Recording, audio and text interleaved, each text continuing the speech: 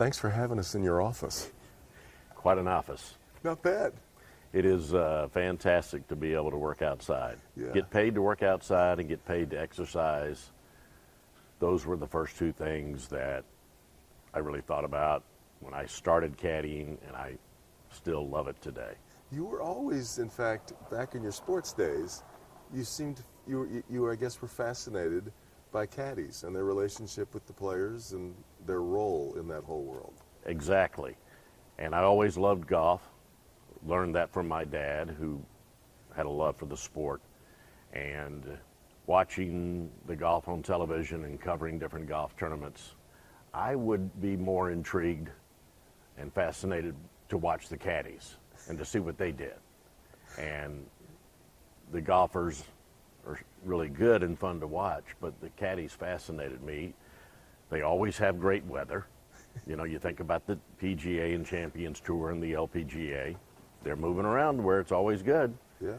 And in this traveling caddy experience I've been having, I've been moving around and having great weather. This, though, is not how you drew it up in your mind. I mean, you've kind of improvised your way here a little bit.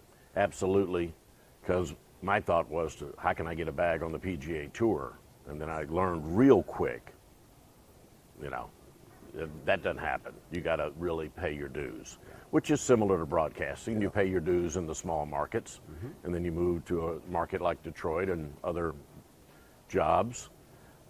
But yeah, you can't go right from broadcasting to the PGA Tour. And then I'm like, well, I know some more golfers that are on the Champions Tour now. Maybe, no, they're Same all thing. set. They got their guys. Wow, that's right. And then I had the chance to do a loop for Billy Andrade, who's an Atlanta guy, and he's on the Champions Tour. And he's like, you know what, I'll meet you out at Peachtree and I'll check you out.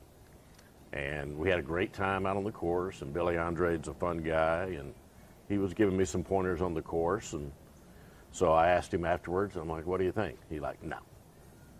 Oh, interesting. You had a lot You to don't learn. have a chance. You had a lot to learn. Correct. Wow, interesting.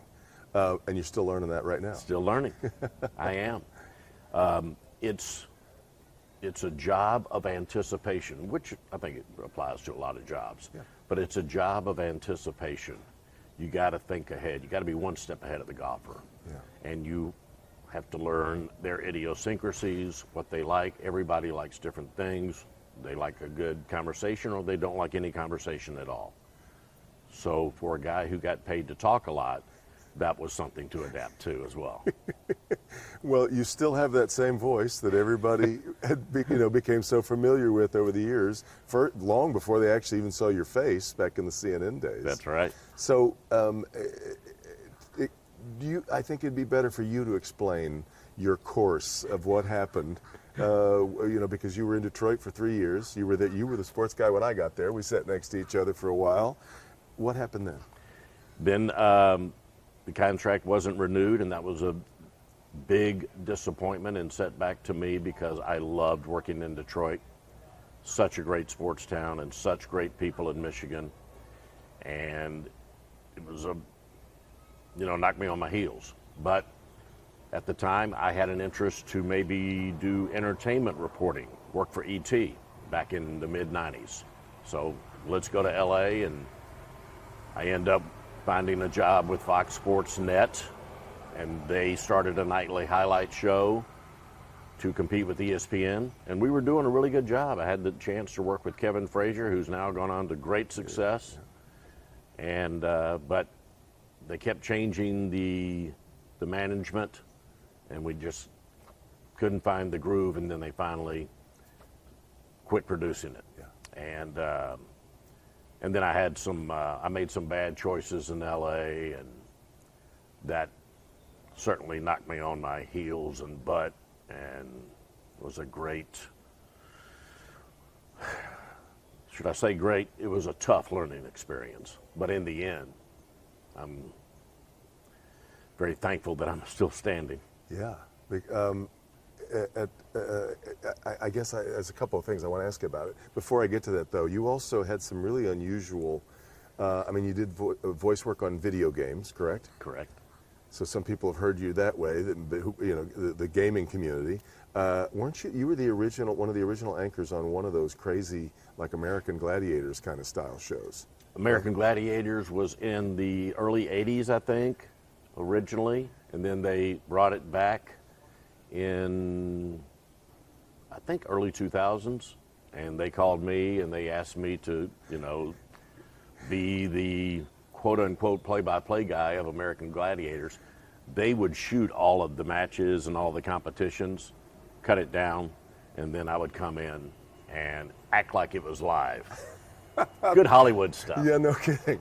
Good, because that means otherwise you'd have been sitting there forever waiting for those things to get through.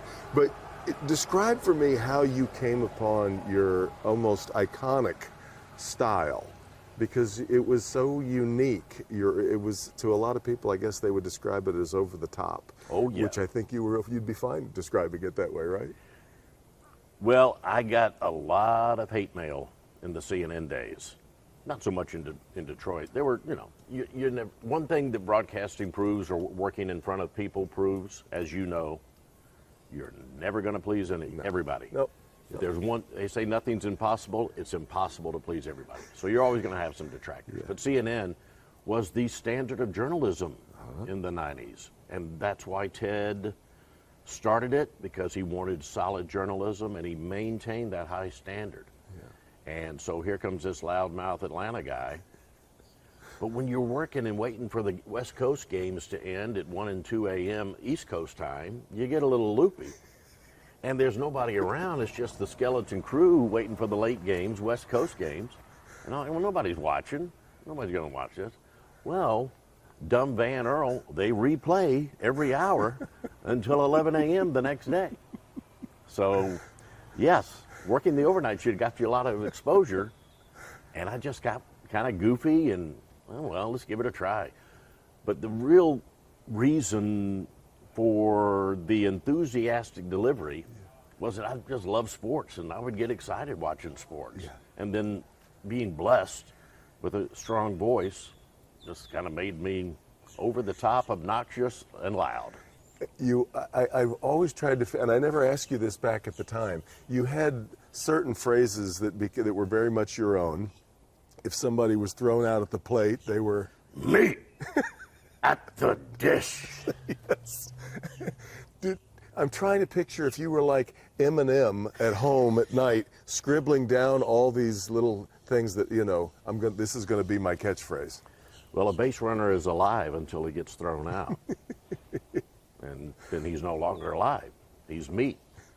And it's home plate, so he is meat at the dish.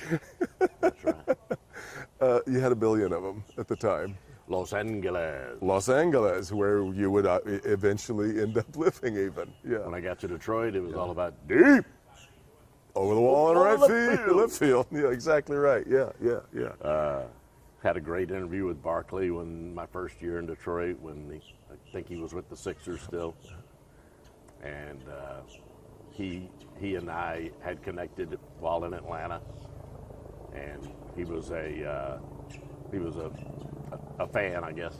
You became known to all the athletes too Yes. from all of this. It was a lot of fun, and the Barkley story was, I was finally back in my apartment in Atlanta after working that late shift, and it was 2-3 a.m. And it was during the NBA Finals, and Barkley was just beginning his broadcast or TV career. He was covering the NBA Finals, and our guy from CNN, Vince Scillian, was covering for us, and they were in the media lounge, and Barkley told everybody to be quiet because the headline sports was coming up, and I didn't say deep on my report, and Barkley was getting all over Cellini, and Cellini decided to call me before cell phones, and there I am in my living room and listening to the answering machine, and Cellini's like, pick up the phone. I did. I got a disgruntled viewer over here. I'm like, hey man, you didn't say deep. I'm like, who is this? This is Charles, man. Charles who? Charles Barkley, on the phone. Sure Sure enough. I'm like, that was mind blowing. Oh, that's funny. So then you get to play. I think Beaumont was where you left. Right? Was that first? Or Beaumont before CNN. I did Charleston, South Carolina, Tupelo, Mississippi, Beaumont, Texas, then CNN. Then CNN. So CNN is where all of that first developed. It was Detroit where you first had to find a way to make it translate to. It was no longer just voiceover Van Earl. It was we're looking at Van Earl. Right. That's an interesting transition to make. But those 5 years of small market TV Yeah. were on camera work, and Yeah. that was great prep. Yeah. And you know, none of us really want to go to the small towns and make $12,000 a year. Yeah. But I'm so thankful that I did that. And I see other people who skip that part. Not great. No foundation. No. So you did it, and it was such a great foundation and helped me become and learn myself and what worked and what didn't work and what was true to myself. And I was having fun. Sports is fun. Yeah. And it's a release and a break for a lot of people. And I do enjoy helping people laugh. So Yeah. it worked out well. You get to then one of the great sports towns in Detroit. Tell me what you think about nowadays when you think about your time in Detroit. All positive. Just a great experience. And it begins with the people of Michigan because they're so down to earth and genuine. In the South, you know, there's a lot of, oh, you look so nice. And then you walk away and hey, look at everybody. They're mumbling behind your back. But I never felt that in Michigan. Yeah. They were so welcoming. And I know you had that experience and continue to. Yeah. And I still have great friends who live in Detroit. Yeah.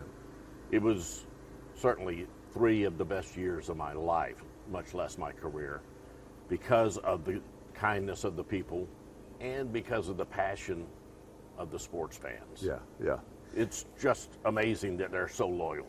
It is, especially given where we've been the last couple of years, Right. but it infected you to the point where, tell the story about, so you, like all of us, were very wrapped up in the Red Wings in the mid-90s. They were just starting their rise. You end up leaving town, but still felt connected enough to them that you had to come back. And I really liked hockey when I was a kid because the Flames were in Atlanta was such a new thing. I'd never seen it. Then I'd quit following it.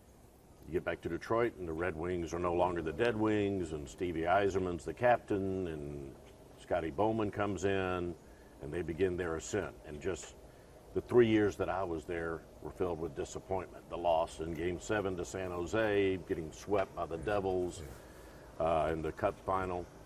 So when they're up 3-0 on Lindros and the Flyers, I'm in L.A., and I'm like, I'm going to Detroit, and nothing's going to stop me because I want to see Stevie Y escape with that cup in Joe Louis.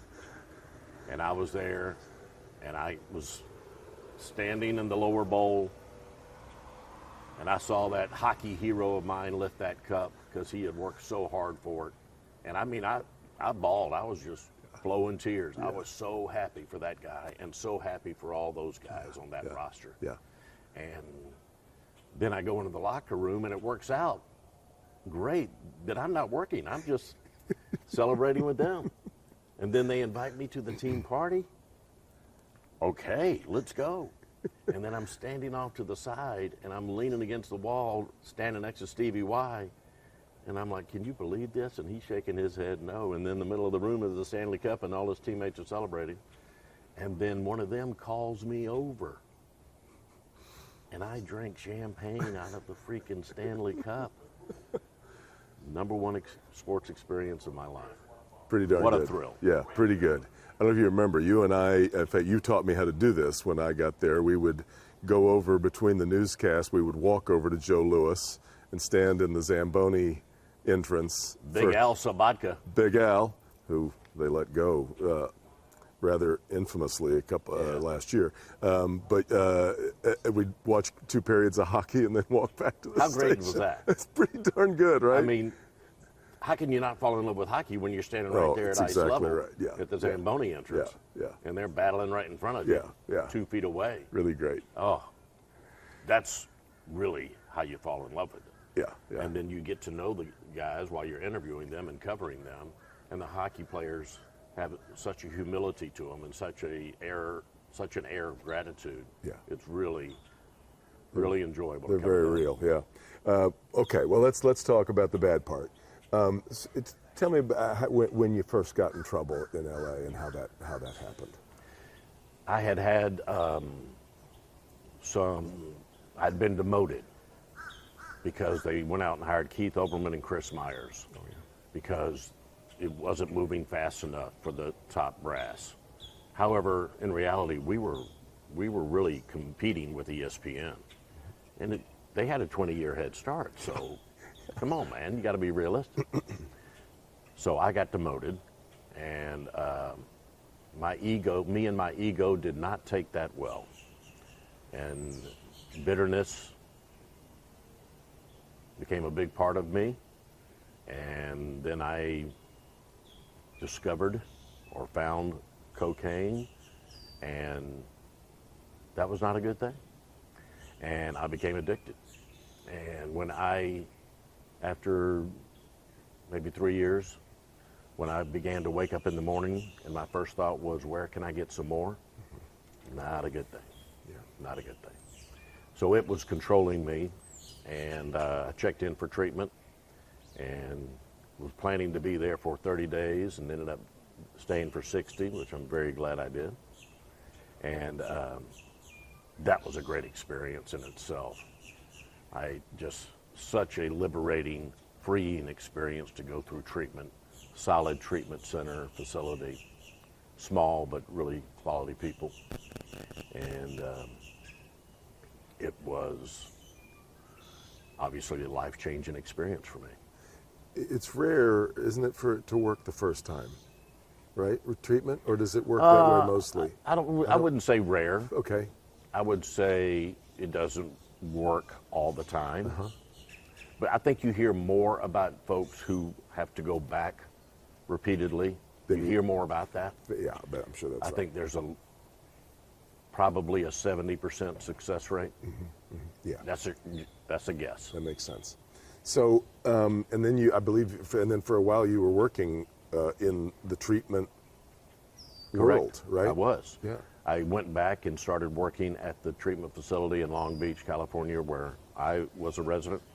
And then I was looking for other more full-time jobs in the treatment industry. And I got a job with the facility in Utah called Cirque Lodge, a very high-end facility, but they had more money, so there was a better salary. And I was pretty done with LA at that time after 12 years. And the idea of going to Utah and that beautiful country was very appealing.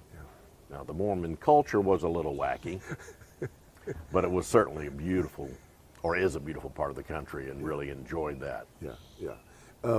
Is it too simple to say that your addiction cost you your marriage and your family at the time? It cost me a lot of bad choices because I had an affair, and it certainly didn't help with the marriage, and a lot of lying and going on. So the trust factor was damaged, and it played the largest role. But more than that, it was my ego, in my opinion, that played the largest role, because I was all about me while making those bad choices. And then I tried to become a better person, and I did, because I wasn't being controlled by a substance. But a lot of damage had been done to the marriage, and we just decided to part ways. Yeah. You've got 3 great kids now. I do. And close to them. Yes. Yeah. Now let's get to the leap from you're in Utah working in substance and treatment abuse, and then to where we are today. That's a big leap. A little. Yeah. Shari and the kids moved back to Atlanta. My mother we had to put her in Alzheimer's care. My dad was in the house alone. My siblings thought it would be a great idea for Shari and the kids to move into the house that I grew up in with my dad. So that was also a challenging time. Yeah. because I thought my siblings were choosing Shari over me. But they were choosing Shari and the kids. They were trying to support. Yeah, yeah. And while we were going through the divorce. So I fumble around Atlanta trying to find work, and then I was able to hook on with the station WSB Television, where my mom had worked for 36 years. She worked as a secretary, and then she became director of tours for the television station because it was the first TV station in the South. So there is a lot of history to WSB. Yeah. And that was really a turning point for me because it was very exciting for me to be able to work in the same building where my mom worked. And amazingly enough, they did a renovation to the local programming department where I worked. And I ended up sitting in the same space where my mom sat when she was director of tours. It had been renovated, but it was the same part of the building. That's wild. What a blessing. Yeah, yeah. Because I revered my mom. Yeah. I was the youngest of 4 children, and Mom and I, we became buddies because Dad was traveling a lot while I was still in high school. And that was such a blessing. And they have a little Hall of Fame, a literal hall, where they have pictures and historical pieces from old days of broadcasting. And her picture is on the wall there, and to be able to walk in that hallway to work every day, that was really cool. That's so great. Yeah. That job ended with the pandemic, and my fascination with caddy was returned to me. And I called up the best golf course in Atlanta and the second best in the state of Georgia, Peachtree Golf Club. I think I know which one is the first. Thank you. And picked up the phone and called him up. Changed my life. Went out there, and I've been loving it ever since. It's a very simple life. I don't have many possessions. I don't have a lot of stuff, but I also don't have a lot of stress. Yeah. I go to work, wait a couple hours, go out and do a loop for 4 hours. You're done. No, stuff I got to do after work. No big projects that are going on. Just pretty simple life. And now that we are in our 60s, I'm treasuring it. Yeah. I had a great run in broadcasting. I'm thankful for it. Yeah. But this is a really fun adventure for me, and I'm really enjoying it. It's, and I talked to you a little bit about this on the phone. I know you don't think about this when you're in the middle of it, but you are a part of this movement that we're watching happen all over the country of people reassessing what brings them joy. I agree with that, and I've been reading those stories online and on the different social media platforms, and I can certainly relate now. I mean, last winter, about a year ago, I started pursuing Pebble Beach, and then a couple months later, I'm driving across the country and loving that experience, to see this amazing country of ours firsthand. Not on a plane, spending 7 days to drive across the country and take it all in. That was fantastic. And then you get to the Pacific Ocean and you walk out there and there's the 18th hole at Pebble Beach. And then the first couple of days, I'm like, this is unbelievable. The holes 4 through 10, there's no better stretch of golf in the world. And I haven't been to Scotland, but Yeah. it's amazing. So it's been an adventure, and it's been rejuvenating. And to hang around the majority of caddies, well, I'm the oldest caddy in the yard here at Old Marsh, so I take that with great pride. I wear that with great pride, and but they're keeping me young, and the exercise is. It is helping. it is rigorous work. You get used to it. Yeah. I'm not doing masonry work. I'm not digging ditches. Yeah. That's hard work. Yeah. Carrying 2 golf. I mean, when I started at Peachtree in Atlanta, I'm like, I'm not too sure about carrying 2 golf bags. And Peachtree's hilly. Yeah. And he's like, yeah, that's cool. I won't give you too many double bag loops. But then he got used to it because I came down here to PGA National my first winter in Florida, and it's expected. You got to be ready. Yeah. Get used to it. Yeah. And now I like it. I feel like I had a good day's work. Yeah. Yeah. And as one of my good caddy friends says, when am I going to get to go twice around here? I'm only working half days. I want to go twice, do 36. My first day of doing 36 was in Florida, but then when I did it at Whistling Straits, 2 days in a row, 4 bags, 36 holes, Yeah. 2 days in a row. Yeah. I slept well those nights. I'll bet you did. This past summer, a writer for the Charleston, South Carolina paper, Gene Sapikoff, who was there when I was there in the mid-'80s, God bless him for his longevity. He caught up with me because he had seen on Facebook that I was working at Pebble. And we had a good interview, and I told him about my troubles and my challenges with substance abuse. But I was pretty vague. And then I got off the phone, and it took me about 5 minutes. I'm like, just go ahead and tell the nitty gritty. So I called him back, and I said, I was kind of vague. My problem in California was cocaine, and it really took me down. And as I told you, when I'm waking up in the mornings and my first thought is, where can I find some more? It's not a good situation. And then the article came out, and my family has an annual tradition to spend a week at the beach in South Carolina every summer. And the article came out during Beach Week, and it's online. And my siblings are coming up to me like, that was a great article. When did, blah, blah, blah, blah, blah.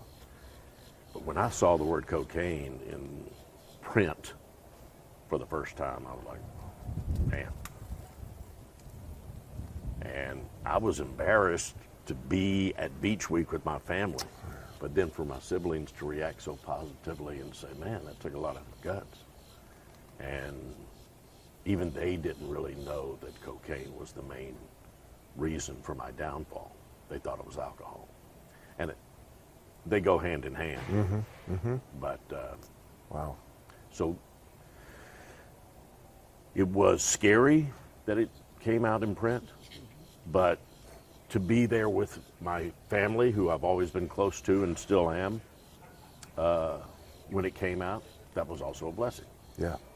Because they were so supportive. What was it like for the kids to read that? My son said, I thought you came across very well in the article. And I immediately told 2 of my kids, because they were there at the beach house, and I said an article came out and it has the word cocaine in it. And I just wanted to let you know, in case you hear it from some of your friends, that they see it or something like that. Yeah. Yeah. My youngest was on a mission trip in Ethiopia. So I texted her. Not that the Charleston, South Carolina paper is going to make it to Ethiopia. But anyway, You never know. I just wanted them to know. Yeah. To be prepared for it. Yeah. And they were aware, and obviously. But, when you, like I say, when you see it in print, it can be jarring. Yeah. So it's funny then. It's only recently, really, that you've been completely honest with yourself then, in a way, right? You're right. It's been something I was hiding, And that shows you, I guess, just the progression of life. When you have setbacks and you have embarrassing setbacks, you hide things. But it also shows you what I have really learned, especially in these past few months, is how true it was the first time I ever heard, your ego is not your amigo. And being in broadcasting, being in front of the camera, and getting attention and all that stuff, it's ego driven. Yeah. And it's been very refreshing and enhancing as well these last few months to learn more about what a big role ego continues to play in all of our lives, but how it really truly is not our amigo. Yeah. Humility and gratitude are the principles, and kindness and positive attributes. Those are the things that I'm seeking now. Yeah, gratitude, I think, is the key to happiness. Gratitude is the key to humility. Yeah. And I really believe that the positive energy we put out to the universe, we're going to have a much better chance of receiving positive energy in return. Yeah. And that's what I'm trying to do. Yeah. So is it safe? I mean, do you miss television? Do you miss broadcasting? Do you miss, doing the acrobatics with your voice and in the audio booth? My ego definitely does. But yes, I do miss it sometimes because I've been blessed with the gift to be able to do it. Yeah. But I go to gratitude and say I'm very thankful for the 30 plus years that I had, where I had a lot of great experiences, like drinking champagne out of the Stanley Cup and being around such quality people, having the chance to work with you and Carmen and Mort and Chuck Gatica and Roe and all the folks behind the scene. Yeah. A real blessing. So I want to get back to something I asked you last night, and that's something that I didn't feel like I don't think you're spending a whole lot of time worrying about, but about what you want to do from here on out. Yeah, I was thinking about that question last night after our dinner, and I'm just going to keep caddying, and I'm enjoying the adventure. I don't have a long-term plan. I don't have long-term goals. My idea of being a caddy on tour doesn't really appeal to me because there's a lot of pressure on those guys. Yeah. And boy, you talk about a world of egos. Those golfers, if you're off a half a yard, you're getting fired after, not on the course, but after the loop, that's for sure. Not everybody. Yeah, but I don't. There seem to be some opportunities on the live tour for everybody right now. I don't know if you. No. No, People have thanks. asked me about that. And I read an article recently about a guy who loves life on the live tour because the caddies are being treated so nicely. But 60 minutes finally caught up with you, huh? Yep, he's in big trouble. yeah, it's dicey. Yeah. This is great. It's been really, really good, man. I'm just so happy to see you happy, and you seem very fulfilled. Thank you. I feel that way. I'm certainly very happy. Yeah. And continuing to stay in a world of gratitude and humility and just enjoying the present, Yeah. Which you probably, sad to say, would not appreciate as full if you hadn't been where you were, right? Probably not. But I think with age, Yeah. that certainly leads to a stronger sense of gratitude. Yeah. So. That's one of the horrible things, though. A lot of is having to bottom out to appreciate, other things and just feeling good I mean, when you wake up in the morning now, you're not thinking, No. where am I going to go get some? I'm thinking, what the hell am I doing waking up at 5:30 in the morning? That's what I'm thinking when I wake up. Things start early around here. The golfing world and the caddy world, you start early. Yeah.